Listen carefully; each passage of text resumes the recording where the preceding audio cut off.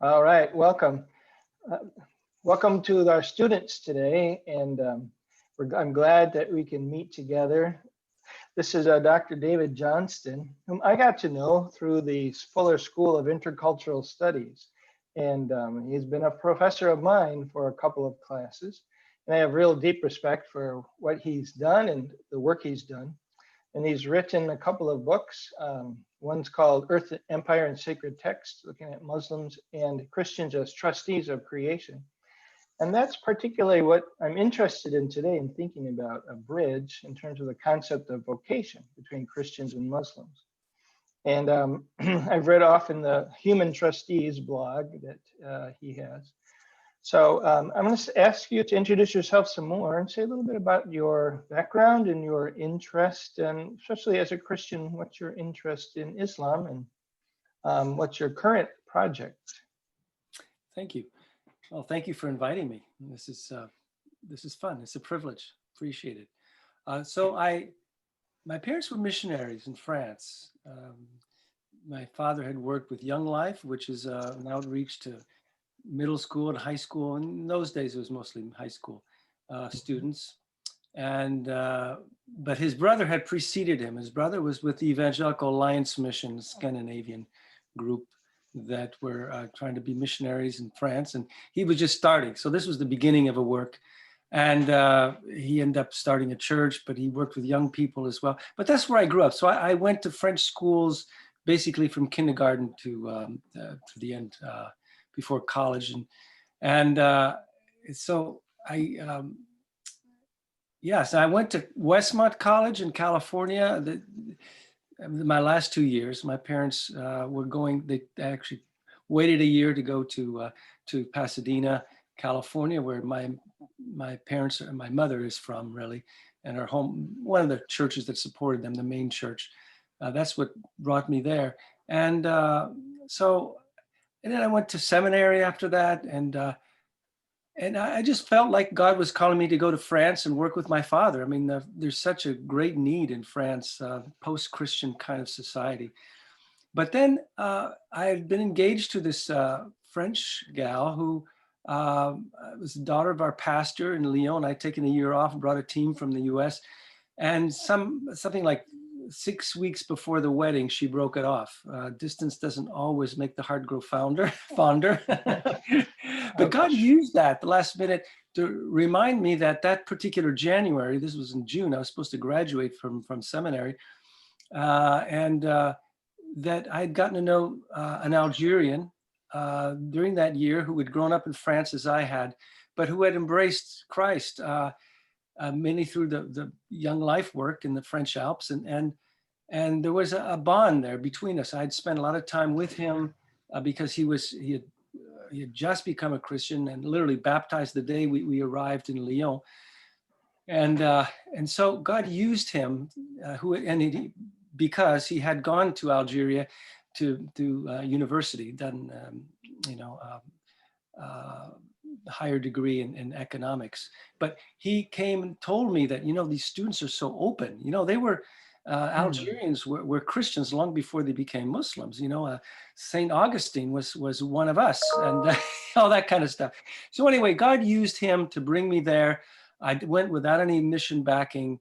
I ended up spending 9 years in Algiers working, but I had an MDiv, at that point. So I worked in the expatriate church, first an English-speaking church, an Anglican church, and for 4 years, and then 5 years with the only Protestant church in French, which was a merger of the French Reformed Church with the United Methodist Church from this country, and wonderful experiences. But that's also how I was able to live, because you can't be a missionary in countries like that. So I was there ostensibly as a pastor to foreigners.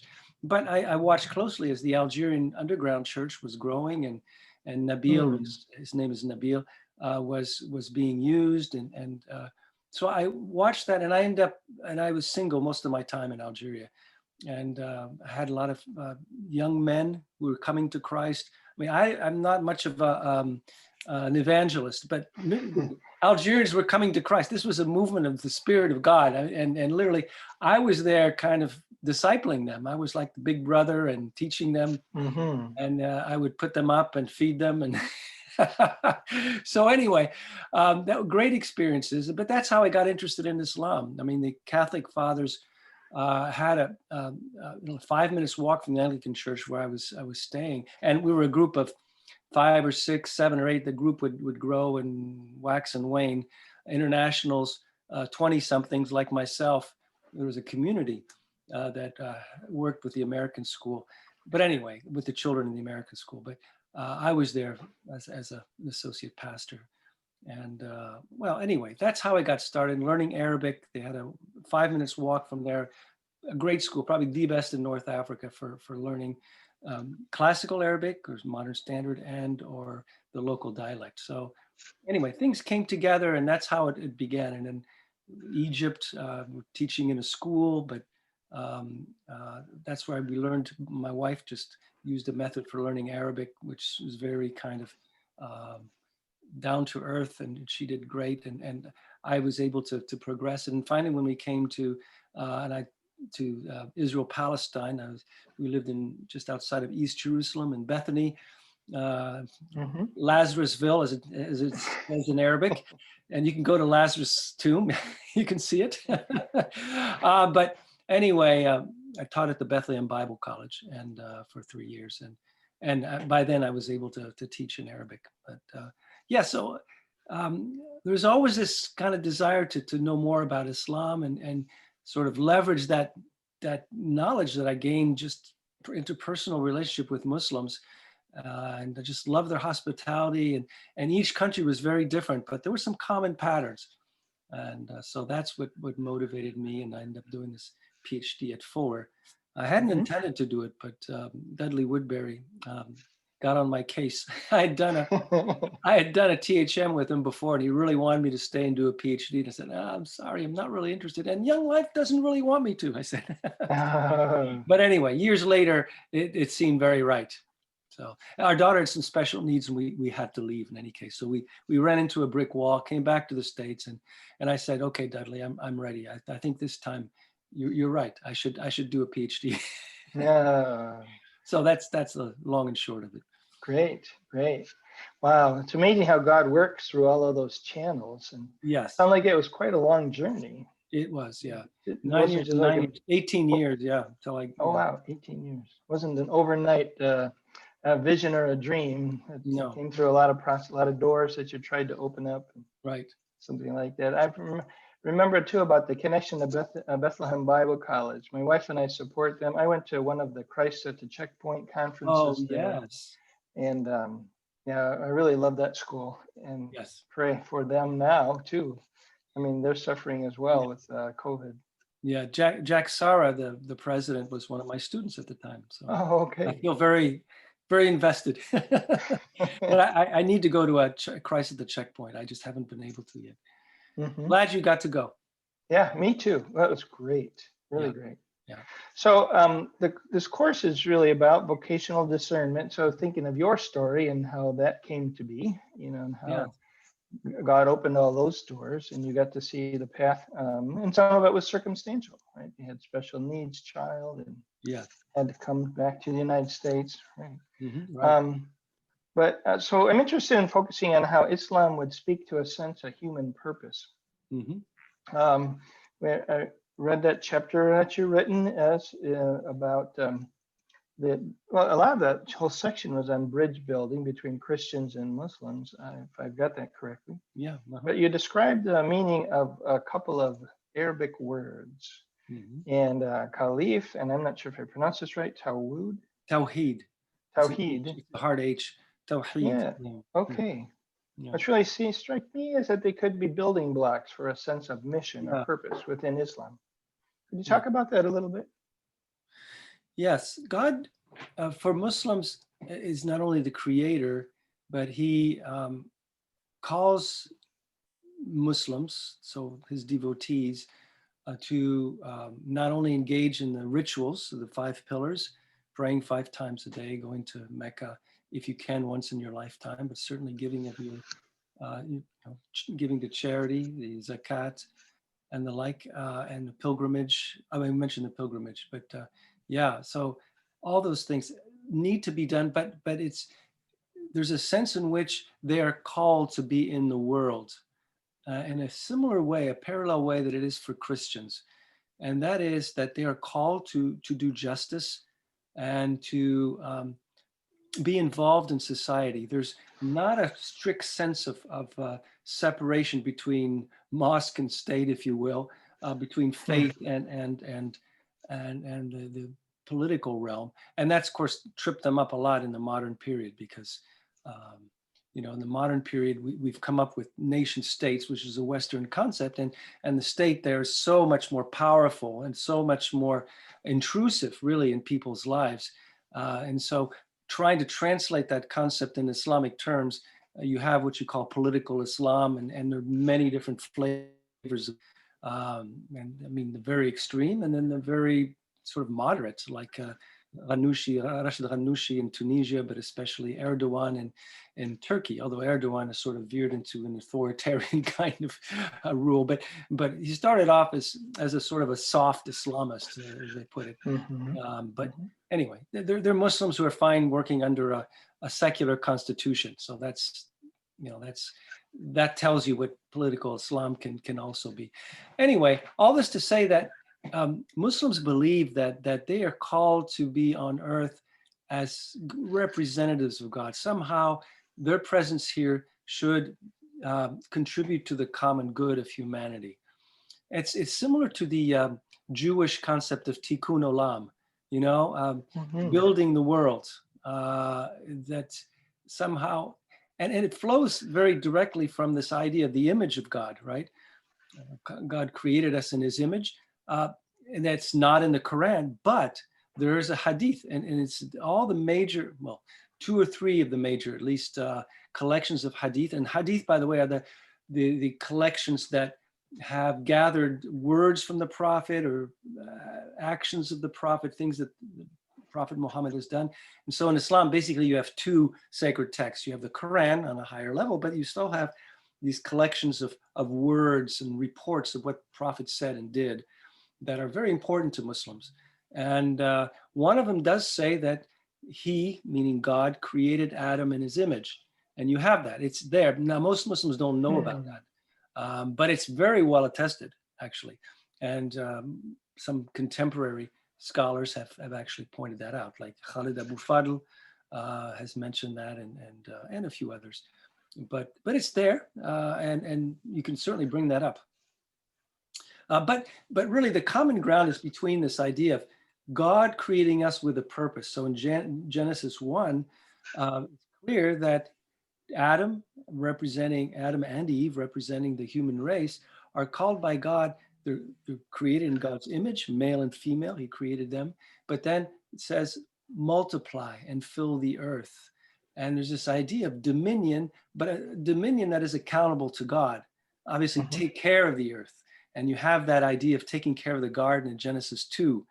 And Right. of course, in the modern period, you can take that to the hilt and say that, our Western civilization has taken that to an extreme. And that's why we have all these ecological problems today, because we've exploited the earth and polluted it. And that's all true, but you can't blame Christianity per se for that. Although some of these, ecologists of the 60s and 70s were trying to do that. Some of them were trying to do that.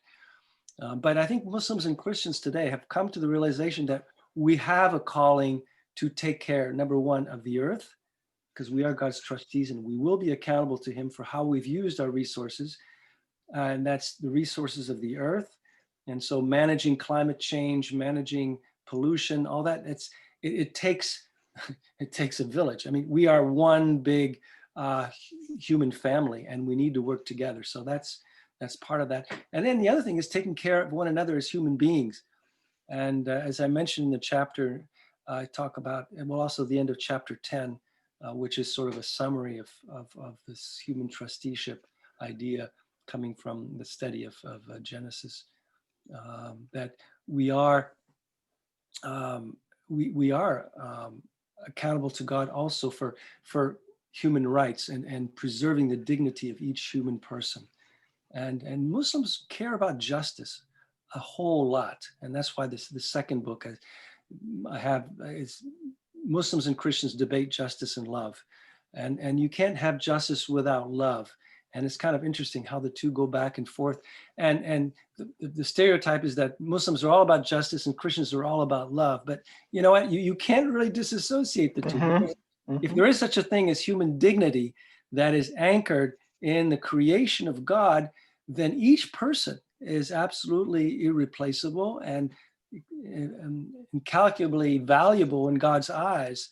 And that says a lot about, racism. It says a lot about the way we treat minorities. World peace. I mean, how do we work towards a more just order? Inequalities.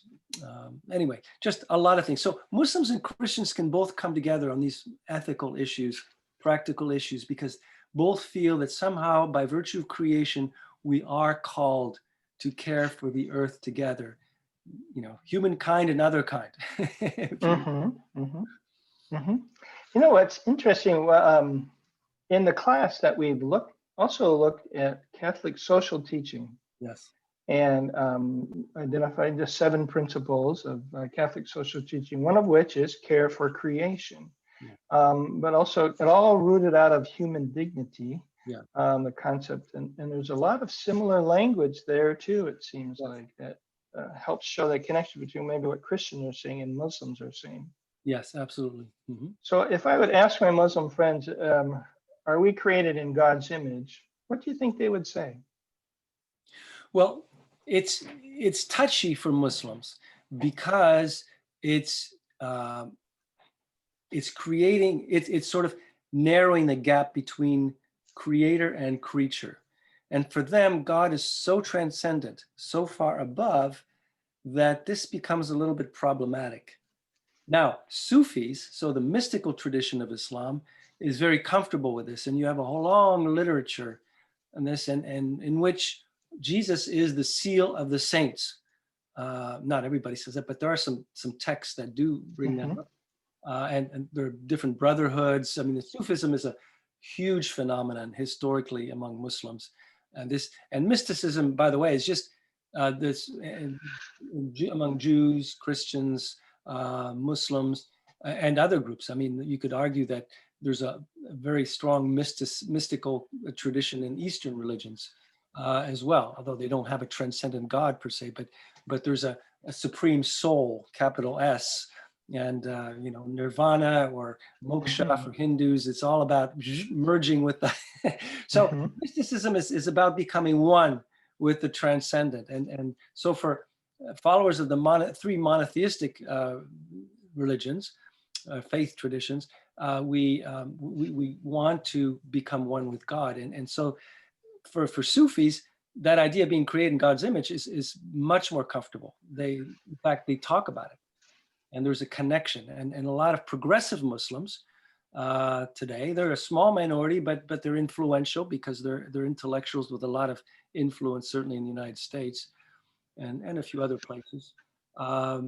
They are influenced very much by Sufism, and they talk about these issues of.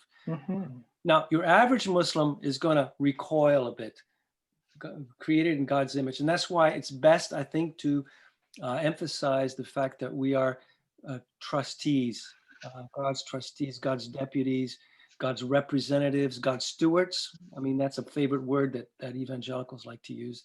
And Protestants have typically used stewards, but same idea. Mm-hmm.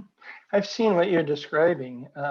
Some of my Muslim friends, when we talked about this, being made in God's image, Yeah. they will back up and say, no one is like God. Yes, yes. God is so transcendent, so unique, and they were really hesitant to go in that direction. But what you're saying is, as a trustee, using that kind of language, you're getting at what this concept is in Islam and can be a bridge between Christians Absolutely. And really, when you ask them what God is, the Khilafat al-Insan is the trusteeship of humanity. Khalifa is the trustee or the caliph, literally, but in this case, Adam was God's representative, really, he's not God's successor. That doesn't work. but Muhammad's successors were the first four companions that ruled after him, after his death in Medina. But uh, but if you ask, in what way um, is God? Why did God make human beings his representatives? It's because of the qualities that God put in mankind. Because in that same verse, in those same verses in Quran 2, so the very first big surah. And the first surah is the very short paragraph surah of the Fatiha, the prayer that Muslims pray 17 plus times a day if they do their 5 prayers. But the second one is the longest surah in the Quran, and in the very beginning, around verse 30, you have this passage in which God addresses the heavenly assembly and says, "I'm about to place on earth my caliph, my khalifa." And in the book, I go through all the commentaries over time, and not all the commentaries, but all the main commentaries in different periods showing how this was interpreted. And it wasn't really until the modern period that this was interpreted as God empowering humanity to represent him on earth. Why? Because of his power of reason. So intellectually, to be able to do science, and number 2, to be able to discern right from wrong, and therefore have a moral compass. Only humanity can have that. So if you talk about those things, you say, well, but that's because they're created in God's image, right? God reasons. God is all intelligent, much more intelligent than we are, but we have a little bit of that intelligence, and we have a little bit of that ethical discernment because it comes from God. So there is a connection between us and Good. I'm wondering about avenues that you might envision for Christians and Muslims to work together. Maybe it would be care for creation, for example. Are there instances that come to your mind that you've been involved with, or are there things that you would envision that could be done? Well, you have several groups. I mean, the one I'm most familiar with is Peace Catalyst International. I think you're aware of them, right? They're in at least 7 or 8, maybe 9, 10 American cities right now. And the founder was a good friend of mine, and sadly he died of brain cancer last year. But Rick Love. But Yes, Rick. it's moving forward, and yeah, Yeah. you're doing. Yeah, I've met Rick before. I didn't realize he passed away. Yeah. Yeah. But anyway, they are doing great things. There's the Abrahamic Alliance. There's other groups, but Peace Catalyst International in particular. I've been kind of an honorary member, and I've taught several things several times. So I really I have a little bit of a personal connection there, and they bring people together, and they are working together on different social issues that come up in their communities, and it'll be different in each place, right? But there is, I mean, Muslims are very much involved in social issues. They want to be. So it's not hard at all to do that kind of thing. So, Good. like, I was part of a group because Rick Love at the time was living in Arizona. He moved to Denver after that. But while he was in Arizona, there was a vineyard church. So he was part of the vineyard, and I am too. But that was the connection that I had, and was doing something with the mosque in near Phoenix. And they had a meeting in the mosque first, and a dinner, and then sort of a program where the Muslims presented a topic, and Christians answered that, but they had a meal together. And I was there for the second half of that when we were in the church, and they had a good 70 or 80 Muslims come, many of them families, with children. And it was a wonderful time. So that spins off other, you get together and talk and look at the community, what are the needs and how can we work together. And that is very easy to do. Once those relationships develop, there's so many opportunities. It reminded me of the students probably don't know about this, but Trinity Christian College, where we're going to school, had a group of students and I think a couple faculty meeting regularly with college age Muslim students. And what they did was they worked on forming a trail. There's public lands nearby, and they developed a hiking biking trail, and they worked toward it together. And the interesting thing was it was faith building, Yes. certainly for the Christian kids. You know, Yes. they were getting into conversations that they otherwise would not have had, and really deepened their own sense of faith and connection to God. It was quite a marvelous thing.